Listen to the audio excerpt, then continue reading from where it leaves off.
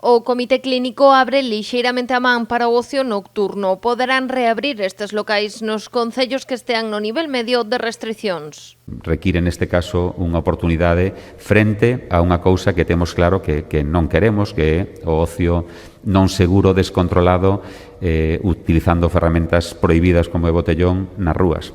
De aí que a aposta sexa polo ocio seguro. Iso sí, ademais de rexistrar os nomes dos clientes á entrada, contar con medidores de CO2, reducir as capacidades ao 50% no interior e vixiar o uso da máscara e as distancias de seguridade, terán unha nova tarefa: exixir certificado de vacinación ou unha PCR negativa nas últimas 48 horas a quen queira entrar.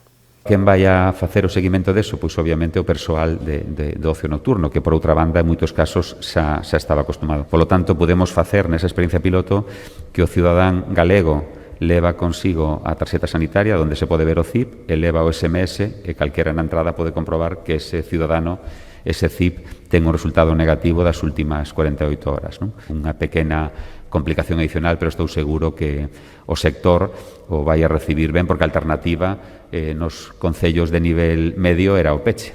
O ocio nocturno pode abrir dende o pasado 1 de xullo nos concellos que están no nivel medio baixo. Con este cambio tamén o farán en Pontevedra, Poio ou Caldas, os municipios da área sanitaria de Pontevedra e o Salnés que están no nivel medio.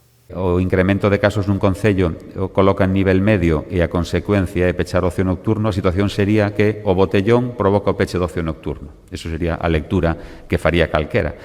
Nós non queremos eso, nós queremos que o botellón peche o botellón. Ademais, para intentar frear os botellóns, Sanidade pediu aos concellos que precinten en horario nocturno os espazos públicos nos que se seguen a celebrar. Así, prazas, praias ou parques deberán quedar pechados a partires da medianoite.